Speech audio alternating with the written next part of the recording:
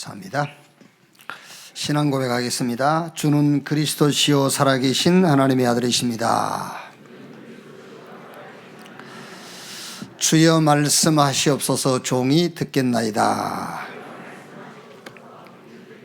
아멘. 민수기 19장입니다.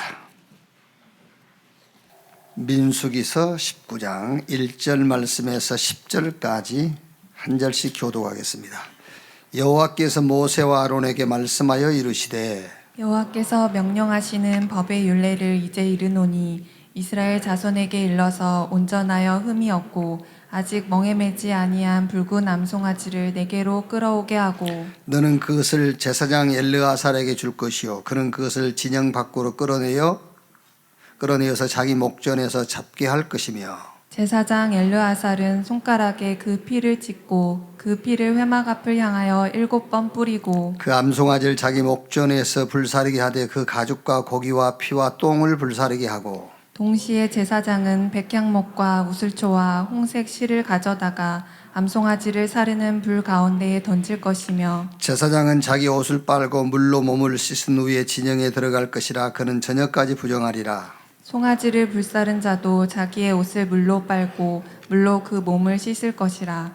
그도 저녁까지 부정하리라. 2절 같이 읽읍시다. 이에 정결한 자가 암송아지의 채를 거두어 진영 밖 정한 곳에 둘지니 이것은 이스라엘 자손 회중을 위하여 간직하였다가 부정을 씻는 물을 위해 간직할지니 그것은 속죄제니라. 암송아지의 채를 거둔 자도 자기 옷을 빨 것이며 저녁까지 부정하리라. 이는 이스라엘 자손과 그 중에 거류하는 애인에게 영원한 율례이니라. 아멘.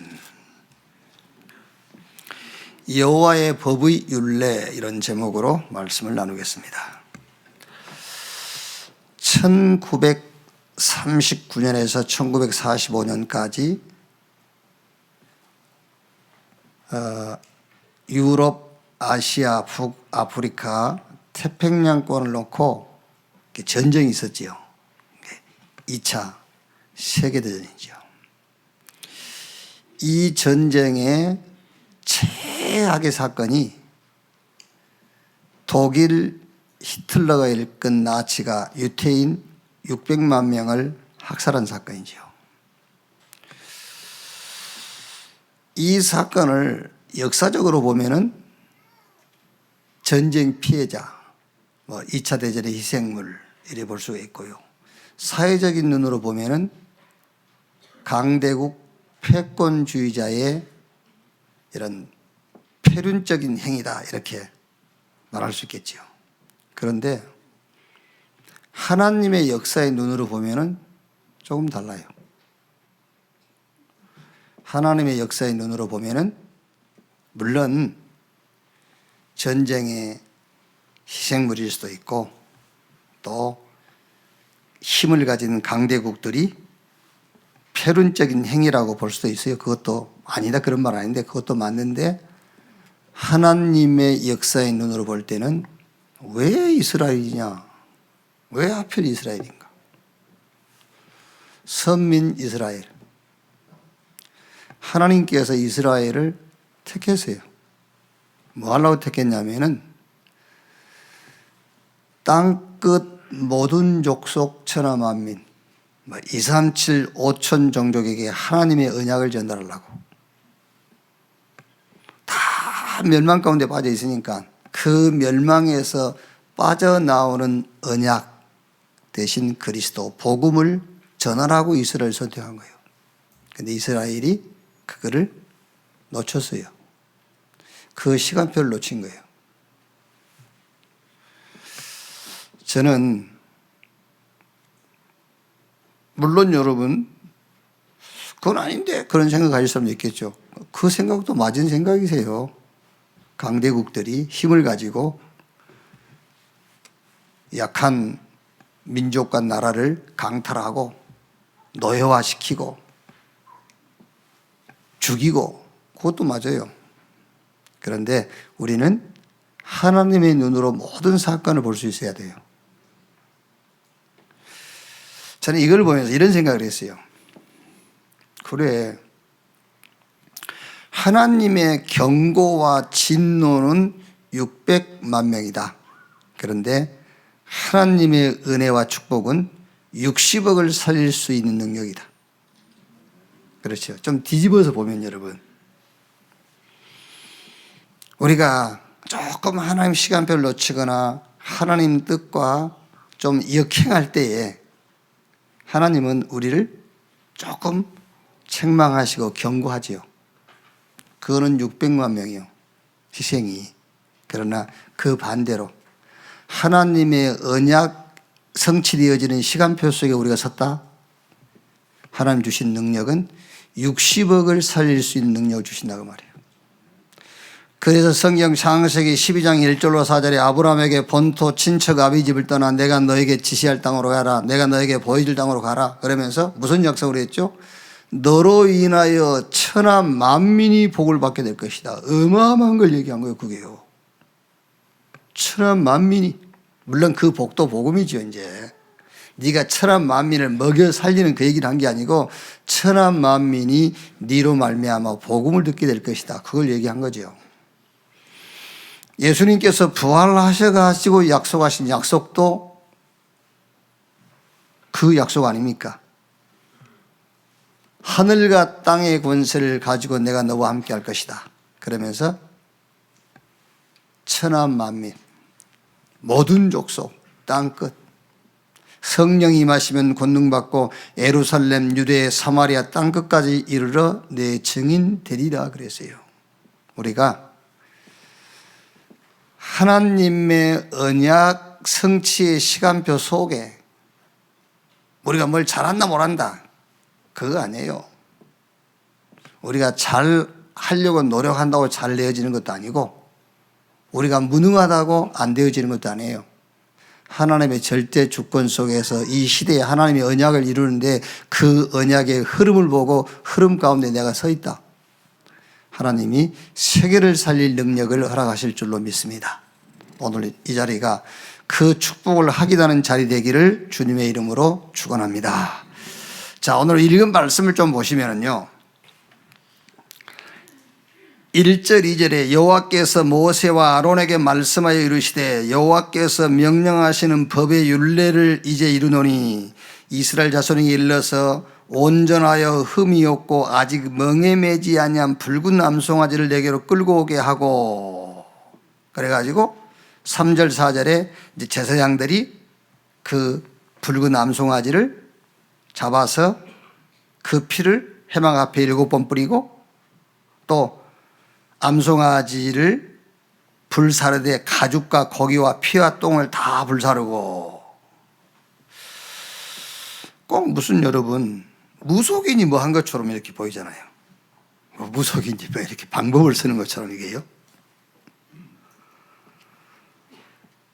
그 다음에 이제 9절 보면 이에 정결한 자가 암송아지 죄를 거두어 진영밭 정한 곳에 둘지니 이것은 이스라엘 자손 회중을 위하여 간직하였다가 부정을 씻는 물을 위해 간직할지니 그것은 속죄제니라.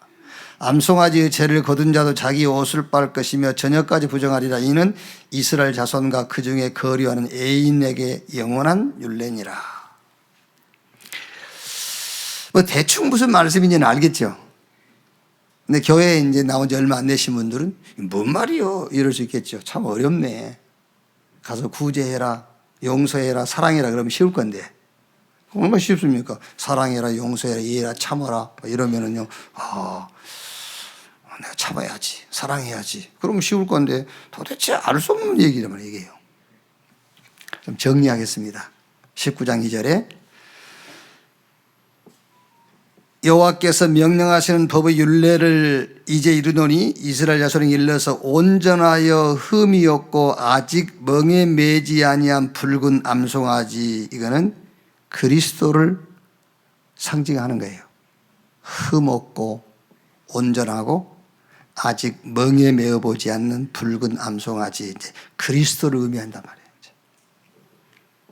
자, 3절 5절 제사장이 진영 밖으로 끌고 와서 도살을 하죠. 이제 죽인단 말이에요. 목전에 잡게 하고 도살을 하고 그 피를 회막 앞에 7번 뿌리고 그리고 그 잡은 소의 가죽과 고기와 피와 똥을 다 불사르라. 이거는 예수 그리스도의 죽음, 희생, 대속을 말하는 거죠. 그래서 마가복음 10장 45절에 예수님께서 인자가 온 것은 섬김받으러 온 것이 아니요 오히려 섬기려 하고 많은 사람을 위한 대속제물로 죽기 위해서 왔다. 예수님이 십자가에서 운명하시면서 고개를 숙이고 내가 다 이루었다라고 하셨죠. 예수의 죽음을 말해요.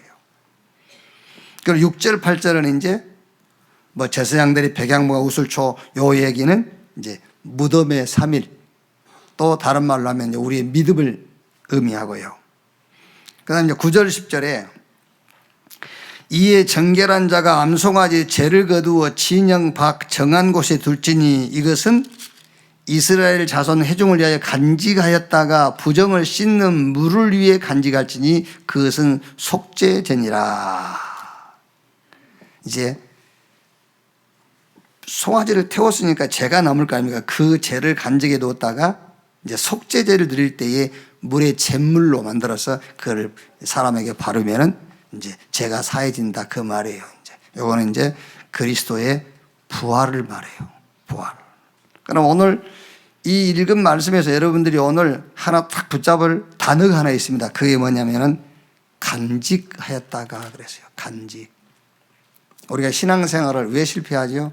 들은 말씀을 간직을 못해서 그래요. 그렇죠.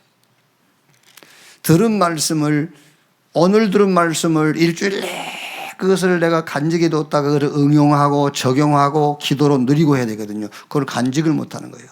간직하고 각인 뿌리 체질되게 해라. 자, 그러면 첫째로 모든 범사의 응답의 절대 조건입니다. 그냥 응답의 조건이 아닙니다. 응답의 절대 조건. 마태복음 5장 20절에 예수님께서 직접 말씀했습니다. 내가 너희에게 이르노니 너희 의가 서기관과 바리새인보다 더 낫지 못하면 결코 천국에 들어가지 못하리다. 여기서 천국이란 말은 내세 천국을 얘기하지만은 금생의 응답을 포함하고 있어요. 저와 여러분들이 신앙생활을 하는 데에 하나님의 응답을 받는 절대 조건이 하나 있습니다. 그게 바로 의입니다. 하나님의 의롭다. 그 예외에는 다른 방법으로 응답받을 수 있는 조건은 없어요. 의롭다. 예수님께서 얘기했다니까요. 너희 의가 바리새인과 서기관보다 더 낫지 못하면 바리새인과 서기관의 의가 어느 건지 압니까? 모든 율법을 다 지키는 거예요.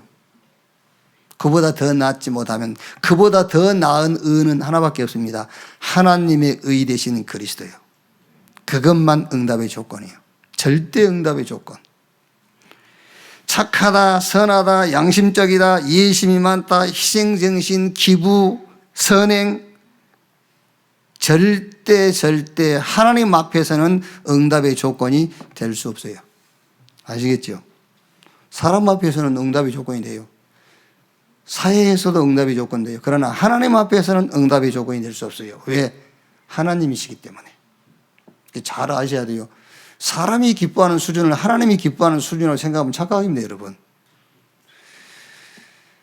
유엔에서 상 받았다고 하나님이 기뻐할 줄 압니까? 대한민국에서 상을 받았다고 하나님이 기뻐한 줄 압니까? 그거는 사람 수준입니다. 하나님 수준의 응답은 하나님의 의 되신 그리스도가 아니면은 절대 응답받을 수 없어요. 그래서 너희 의가 바리새인과 서기관보다 더 낫지 못하면 결코 천국에 들어가지 못한다 그 말은 내세 천국을 얘기합니다마는 금생의 응답을 얘기하는 거예요. 절대 응답받을 수 없다. 딱 간직하세요. 그리고 지금 오늘 말씀이 그 말씀 아닙니까? 흠, 거룩, 멍에매지 않는 붉은 암소 잡아가지고 피 뿌리고 불 태워서 죄를 간직해둬라 말이에요. 언제든지 응용할 수 있도록 딱 간직해놔야 돼요. 그게. 로마서 3장 19절 26절 뭐 여러분 잘 아는 말씀인데 제가 한번 읽어볼게요. 우리가 알거니와 무릇 율법이 말하는 바는 율법 아래 있는 자들에게 말하는 것이니 이는 모든 입을 막고 온 세상으로 하나님의 심판 아래에 있게 하려 함이라. 그러므로 율법의 행위로 그 앞에 의롭다 하심을 얻을 육체가 없나니 율법은 죄를 깨달음이라.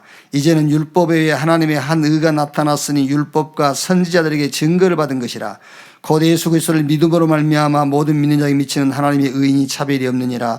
모든 사람이 죄를 범하였으며 하나님의 영광에 이르지 못하더니 그리스도 예수 안에 있는 속량으로 말미암아 하나님의 은혜로 값없이 의롭다 하심을 얻은 자 되었느니라. 이 예수를 하나님이 그의 피로써 믿음으로 말미암는 화목제물로 세우셨으니 이는 하나님께서 길이 참으시는 중에 전에 지은 죄를 간과하심으로 자기의 의로우심을 나타내려 하심이니 곧 이때에 자기의 의로우심을 나타내사 자기도 의로우시며 또한 예수 믿는 자를 의롭다 하려 하심이라. 하나님 앞에 우리가 의롭다함을 얻을 수 있는 유일한 답이 그리스도입니다. 그 예외는 없어요. 어떤 것으로도 하나님 앞에 의롭다함을 얻을 수 있는 방법이 없다니까요. 하나님의 방법이 그리스도 외에는 없어요. 그러면 하나님 앞에서, 다른 건 난 모르고요, 아버지 앞에서, 부모 앞에서 응답받는 건 난 모르고 하나님 앞에서 받을 응답의 방법, 하나님 앞에서 응답받을 절대 조건은 하나뿐입니다. 하나님의 의 되신 그리스도. 그래서 바울이 로마서 1장 1절에 예수 그리스도의 종 나 바울은 사도로 부르심을 받아 하나님의 복음을 위하여 택정함을 입었으니, 로마서 1장 17절에 이 복음에는 하나님의 의가 나타나서, 바울이 로마서 4장 25절에 예수는 우리의 범죄한 것 때문에 여짐이 되고 우리를 의롭다 하기 위하여 다시 살아나셨느니라. 그래서 예수님이 마가복음 1장 15절에 때가 찼고 하나님 나라가 가까웠으니 회개하고 복음을 믿으라 그랬어요.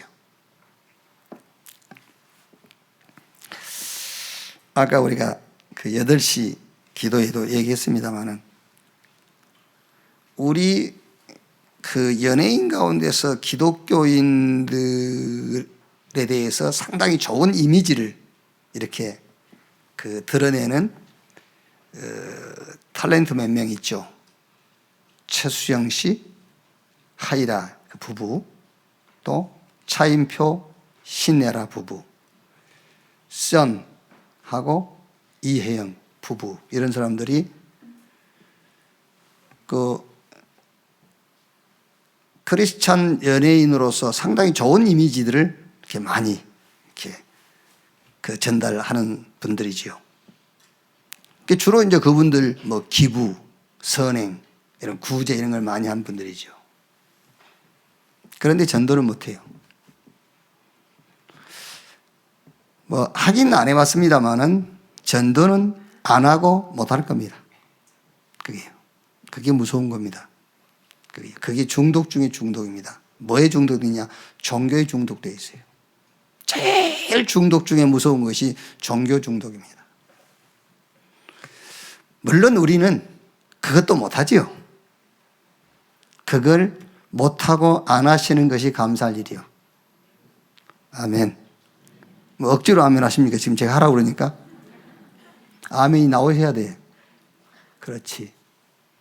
제가 아멘 하라고 해서 아멘 합니까? 아멘이 나와야지. 그게요.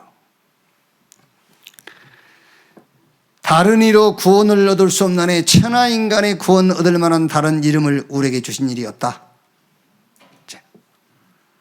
목사님, 그거는요 우리가 전도문을 열기 위한 건 아닙니까? 아닙니다, 여러분. 전도문은 이미 활짝 열려 있어요, 그분들 앞에는. 그런데 전도할 수가 없어요. 복음이 없는데. 사람 살릴 복음이 없는데 어떻게 전도합니까? 그게요. 그래서 그쪽으로 갈 수밖에 없어요. 쉬운 방법으로 갈 수밖에 없다니까요. 이게.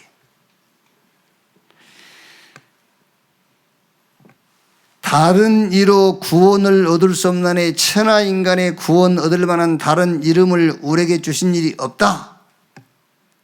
여기서 범사의 구원을 말하는 거예요.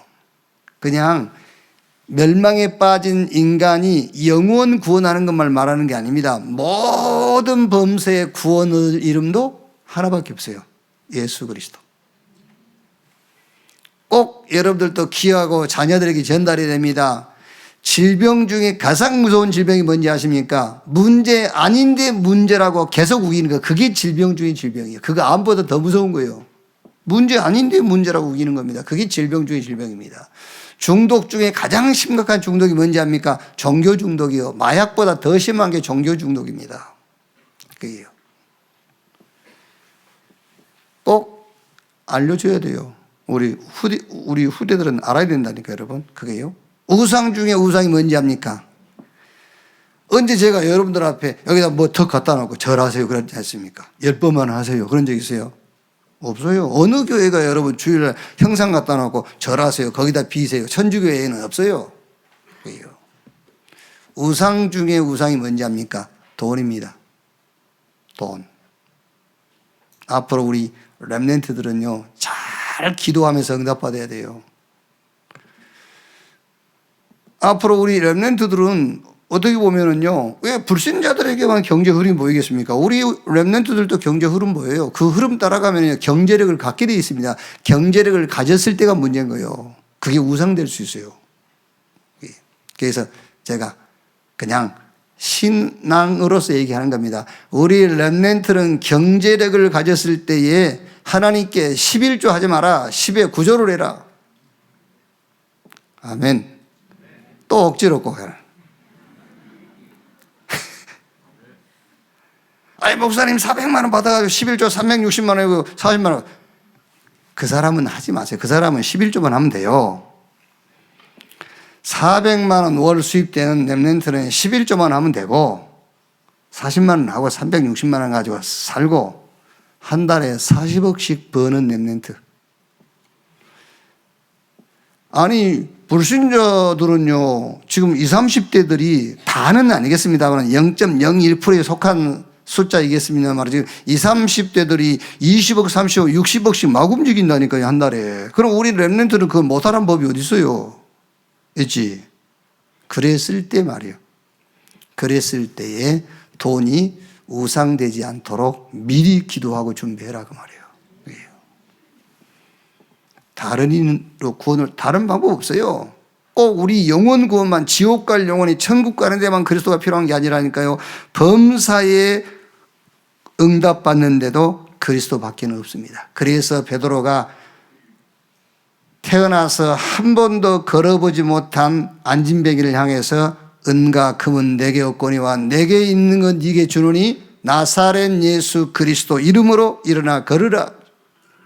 사도행전 5장 42절에 집에 있든지 교회에 있든지 예수가 그리스도라고 가르치고 전도하기를 시지하지 않으라. 바울은 이렇게 말해서 고린도전서 2장 2절에 예수 그리스도와 그가 십자가에 못 박힌 것 외에는 내가 알지 않기로 했다. 왜? 다른 것은 지식이 아니니까요. 다른 지식은 지식으로 써먹지 않기로 했다고 말해요 바울이요. 일상 살아가니까 우리가 다른 지식도 얘기하잖아요. 우리가 살아가기 위해서 처음 만나면 오랜만이면 그러지. 그거 오랜만이란 말이 무슨 능력이 있습니까? 식사하셨어요? 그 말이 뭐 능력 있어요? 누구 만났더니 사람이요 참 그렇더라고요. 이렇게. 아이 목사님 나이에 비해서 많이 늙어 보이세요. 그래요. 기분 되게 안 좋다고 씨. 그 능력 있는 말도 아닌데 사실은 기분 되게 안 좋더라고요. 근데 오늘은 또 머리 좀 자르고 하고 했더니 오늘은 젊어 보인다고 해서 기분이 좀 약간 좋아지려고 하고 이제 근데 그게 능력 있는 게 아닙니다. 오직 예수 그리스도 그거 외에는 아무 능력 없어요. 아시겠어요? 누가 여러분 저주하지? 그 능력 없어요. 그래서 바울이 예수 그리스도와 그가 십자가에 못 박힌 것 외에는 내가 알지 않기로 했다. 왜? 다른 것은 참 지식이 아니기 때문에 그렇다고 말이에요. 뭐 이렇게 십계명 지켜야 합니까? 안 지켜도 됩니까? 라고 묻더라고요. 지켜야 돼요. 그런데 지킬 수가 없어요. 안 지켜도 된다. 그 사람 틀린 신앙입니다. 지켜야 된다. 그것도 틀린 신앙이에요. 그럼 목사님 무슨 말입니까? 지켜야 됩니다. 그러나 지킬 수 없다. 그게 올바른 신앙이에요. 아시겠지요?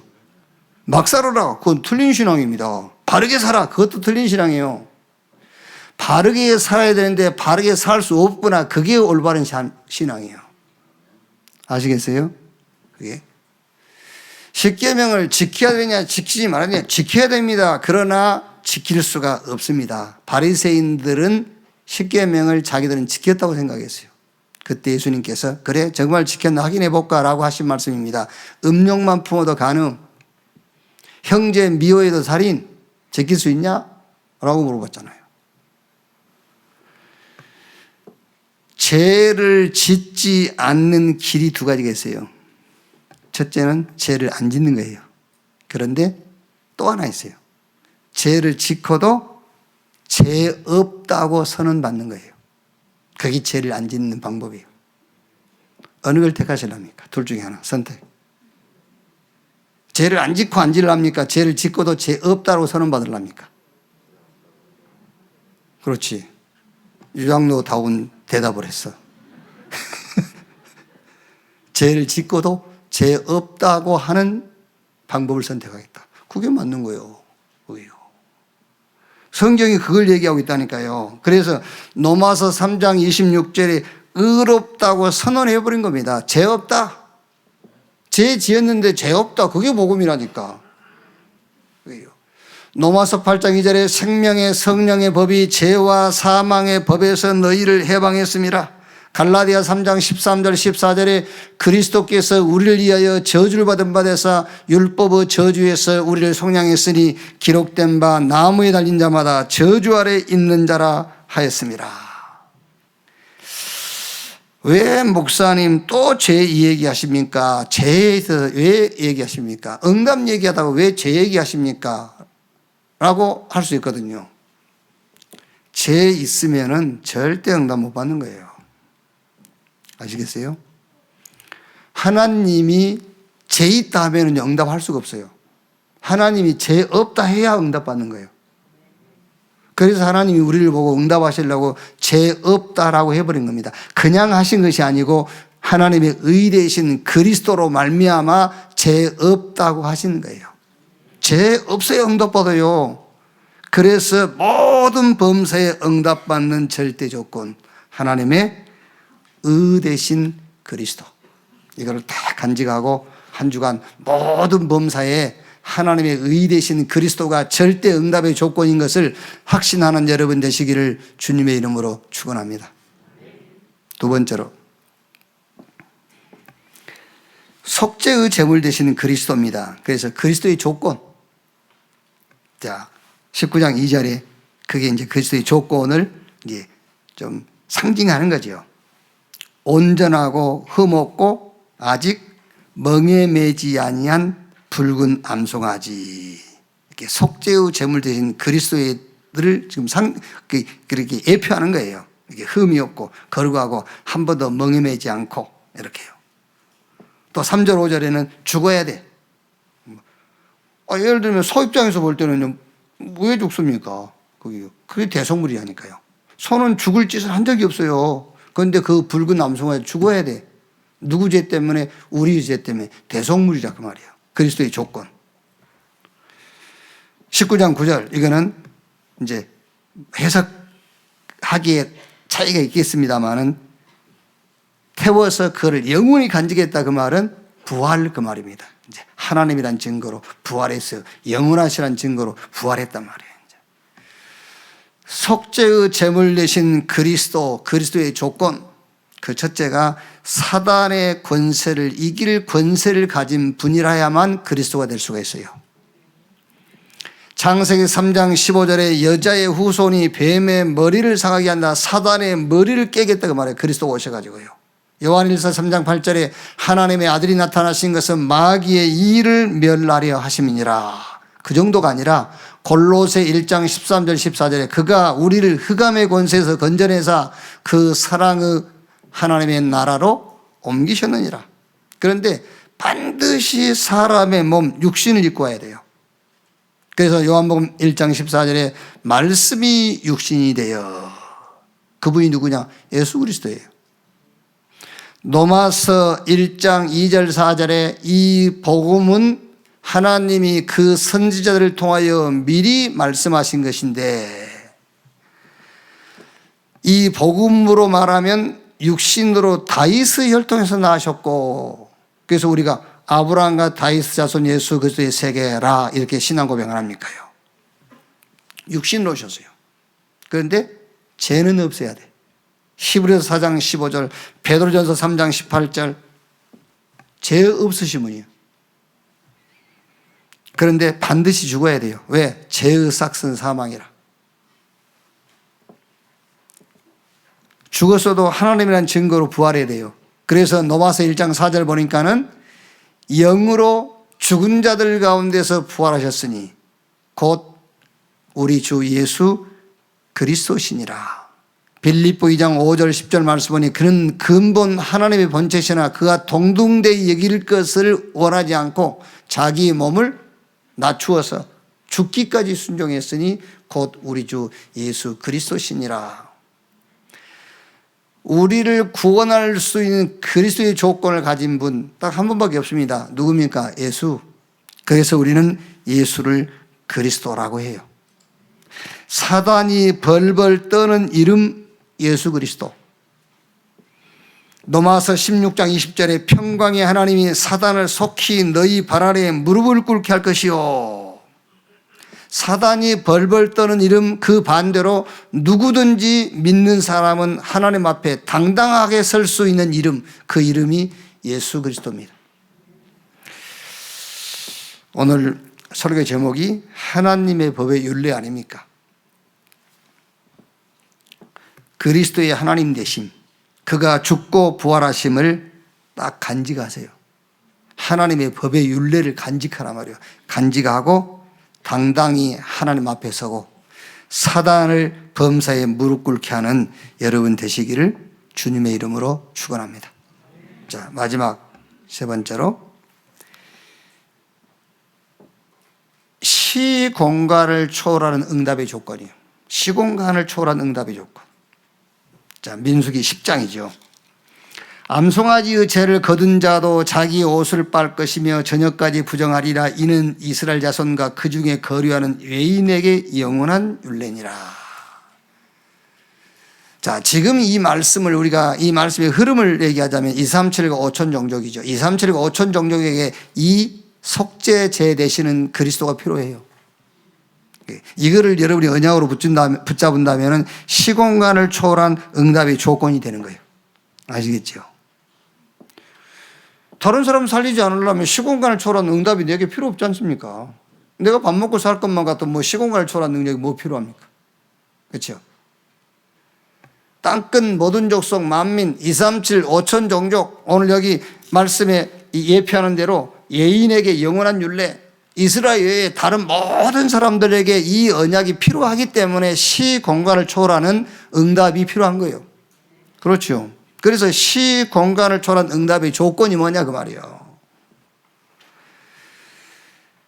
자, 하나님이 약속하신 게 있지 않습니까? 창세기 12장 1절 4절 아브라함에게 내가 네게 보여줄 땅으로 가라 그랬지요.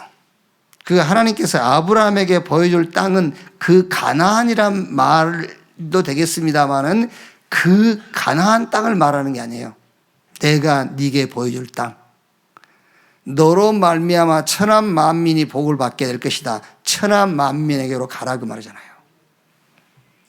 그때 하나님께서 아브라함에게 창세기 12장에 약속한 축복이 근원적인, 시대적인, 기념비적인, 대표적인, 불가항력적인 응답을 약속했어요.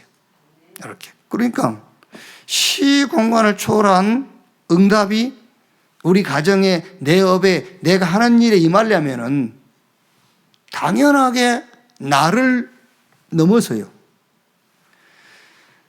나를 벗어나서 모든 족속 만민 딱 237과 5천 종족이 언약으로 잡혀야 돼요. 그래야 시공간을 초월하는 하나님의 능력이 임하는 조건이 되는 거예요. 이사야 60장 1절 2절에 일어나라 빛을 발하라 이는 내 빛이로 여호와의 영광이 내 위에 임하였음이라. 어둠이 땅을 덮고 캄캄함이 만민을 가리운다 그 말이에요. 전 세계가 지금 캄캄해요. 영적으로요. 어둠이 탁 덮고 있어요. 일어나라 빛을 발하라. 그러면 이제 이사야 62장 4절부터요. 모든 것들이 네게 안겨올 것이요. 그 방법을 이사 60장 22절에 그 작은 자가 저는 그 약한 자가 강국을 이룰 것이라 때가 되면 나 여호와가 속히 이루리라고 약속했어요. 학개서 2장 6절에 만군의 여호와가 이같이 말하노라 조금 있으면 내가 하늘과 땅과 바다와 육지를 진동시킬 것이요. 언제입니까? 조금 있으면이. 시공간을 초월한 하나님의 언약의 이 조건, 네가 237 5천 종족, 땅끝 모든 족속 만민 너를 벗어난 현장을 붙잡는 날 그 말이잖아요. 그날부터 하늘과 땅과 바다와 육지를 진동시키는 일들이 벌어질 것이다. 여러분, 이렇게 생각하시면 됩니다. 나는 구원받았으니 다 받았다. 됐어요, 그러면요. 구원받았으니 더 받을 거 없습니다, 사실요. 다 받아서 그 안에 다 있어요. 내가 못 보고 못 누려서 그렇지. 어느 날 여러분들이 막 확 깨달았다 하죠. 아니, 이미 여러분 안에 있었던 거예요. 그걸 못 봤던 겁니다. 세탁소 옷 맡기려고 주머니 뒤져보면 돈 10,000원짜리 나오지 않습니까? 기분 되게 좋죠. 원래 내 주머니에 있었던 돈이라 그게. 자꾸 뭐 은혜 받았네 뭐 했네. 전에 있었던 겁니다. 내 안에 이미 있었던 거예요. 그걸 못 봤던 것 뿐이지. 그래서 구원 받았다. 그걸로 다 받았어요. 이제 나를 넘어서 이웃을 쳐다봤어요. 아시겠죠? 현장을 보고 저 237과 5천 종족과 이 땅에 와 있는 다민족을 쳐다보고요. 그걸 보세요. 그게 시공간을 초월한 응답에 뭐가 된다고? 조건이 되는 겁니다. 그래서 예수님께서 어쨌든 제자들에게 예수님이 직접 주신 메시지는 부활 메시지가 마지막이잖아요. 그 부활 메시지가 전부 그겁니다. 모든 족속, 천한 만민, 땅끝. 그러면은 보호자의 축복으로 함께 할 것이고, 그렇죠. 하늘과 땅의 권세를 가지고 함께 할 것이고, 내가 너에게 권능을 주실 것이고, 시공간을 초월한 능력으로 역사하겠다 그랬어요. 자, 증거. 7명의 렘넌트, 그게 증거입니다. 출애굽 증거예요. 그렇죠? 어떻게 여러분 400년 동안 노예되었던 이스라엘이 저 애굽을 이기고 애굽에서 빠져나오겠습니까? 못 빠져나옵니다. 시공간을 초월한 축복이에요. 사무엘과 다윗 어떻게 블레셋을 꺾고 영원히 블레셋이 사무엘 사는 날 동안은 이스라엘 경내에 들어오지 못했다니까요. 그게 시공간을 초월한 축복이에요.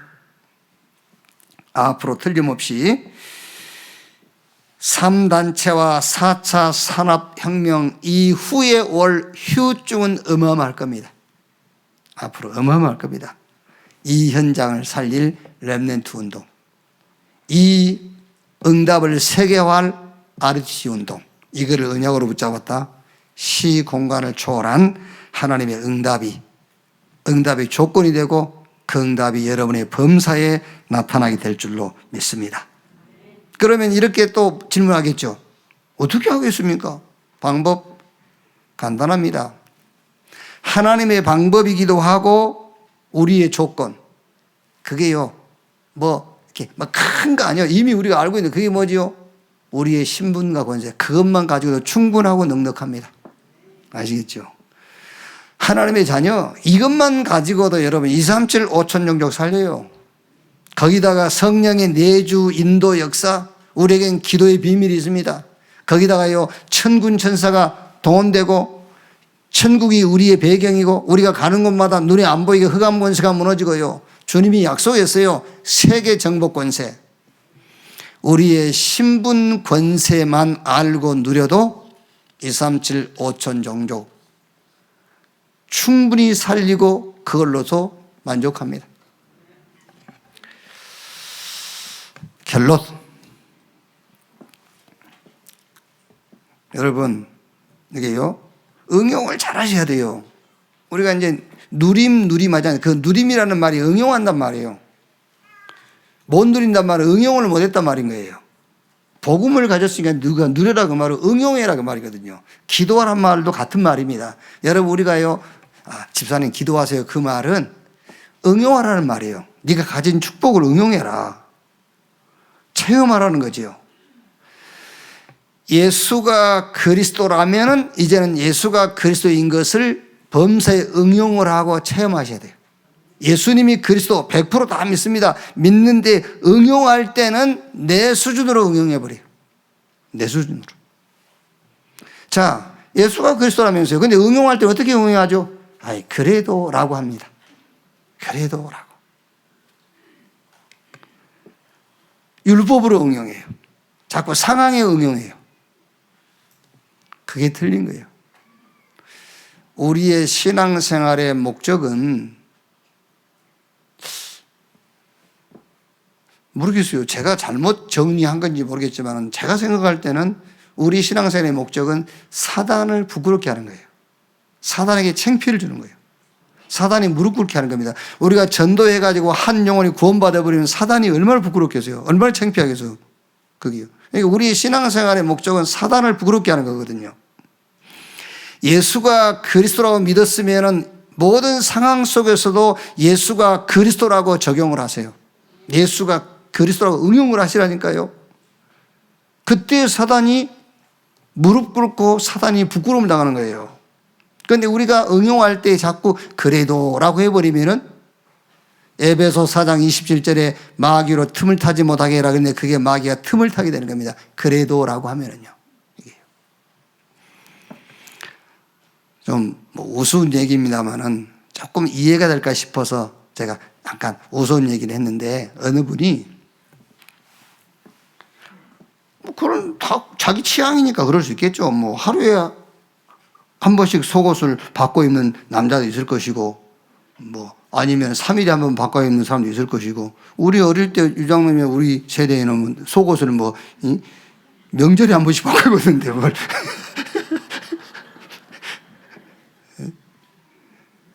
근데 이제 남편 되신 분이 이제 그런가 봐. 이제 취향이 막 잘 안 벗는 취향인가 봐요. 그러니까 부인 입장에서는 얼마나 좀 이렇게 신경 쓰이겠어요. 좀 속옷 좀 바꿔 입고 좀 해. 남편 되신 분이 하는 말입니다. 내 사생활이요, 그거. 그건 내 취향인데 왜 그러냐고. 가만히 생각하니까 그 말도 맞잖아요. 자기 취향인데. 좀 불편하더라도 자기 취향이고 자기 사생활인데 뭘 사생활해. 그래. 응용을 잘 하셔야 돼. 그래, 그 사람 사생활이구나. 그래야 그것 때문에 두 번 다시는 갈등 안 할 거 아닙니까? 아니면은요, 평생 갈등할 거예요, 평생. 밖에 나가서 얘기하고, 친정 가서 얘기하고, 난 못 살겠다면서. 옷을 안 바꿔 입는다면서. 동창회 가서 얘기하고. 그 사람 사생활이구나. 그 취향이구나. 그래야 사단이 무릎을 꿇어버려요. 사단이. 틈이 없어. 틈을 탈 수가 없잖아요. 사단이 무릎 꿇어. 그래서 로마서 16장 20절에 바울이 그 얘기를 한 겁니다. 평강의 하나님이 사단을 속히 너희 발 아래 무릎을 꿇게 할 것이요. 응용을 잘 하세요. 예수가 그리스도. 그리고 증인으로 사시는데 뭐의 증인으로 사느냐 하면은 예수가 그리스도라는 증인으로 사시면 돼요. 아시겠습니까? 감옥에 갔다 나왔다, 병 들었다 나왔다, 그게 증인 아닙니다. 내가 가난했는데 부자 됐다, 거기 증인 아닙니다. 예수가 그리스도라는 증인으로 사시면 됩니다. 예수 믿고 난 이후에도 계속 가난하다 상관없어요. 예수가 그리스도다라는 증인으로 살면 돼요. 예수 그리스도는 우리의 범죄한 것 때문에 죽으시고 우리를 의롭다게 하여 다시 살아나셨느니라. 거기에 증인으로. 그래야 사단이 파고들 틈이 없어요. 아시겠죠? 오늘 중요한 말씀의 키입니다, 여러분. 간직 따가세요, 간직. 간직에 두었다가. 그러니까 구절에요. 간직에 두었다. 언제 씁니까? 응용에 대해서만 쓰는 겁니다. 우리가 하나님 앞에 응답받을 때 쓰고요. 그렇죠? 영적 이 마귀와 싸울 때 쓰고 간직에 두었다가 이렇게 언제든지 절대 응답의 조건 의롭답니다. 꼭 기억하셔야 돼요. 여러분 속에 종교가요 0.01% 들어가 있으면 안 돼요. 하나님 앞에 응답받을 수 있는 절대 조건은 의롭다예요. 그게 유일한 조건이에요. 우리를 의롭다고 하신 그리스도의 조건, 그는 하나님이시며 그는 죽고 부활하셨고 그래서 사람의 몸을 입고 오셨고 그래서 사단을 무릎 꿇게 한 거예요. 이 언약이 237과 5천 종족에 전달해지는 언약, 그 언약을 붙잡고 있다면 여러분 걸음걸음마다 하는 모든 일에 시공간을 초월하는 응답의 조건이 돼요. 이번 한 주간도 하나님의 말씀은 언약이기 때문에 그 언약은 이루어지는 거예요. 이번 한 주간도 받은 말씀이 언약으로 붙잡고 그 언약이 성취되어지는 한 주간 되기를 주님의 이름으로 축원합니다. 기도하겠습니다. 하나님 감사합니다.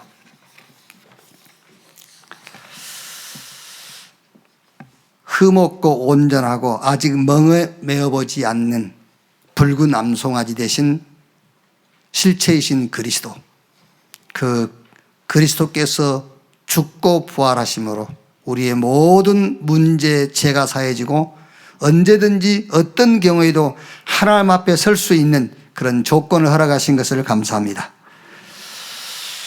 오늘 또 우리가 말씀 받았습니다. 이 말씀을 깊이 간직하게 하여 주옵소서. 그래서 24 응용하게 하시고 모든 범사에 응용하도록 주님이 축복해 주시옵소서.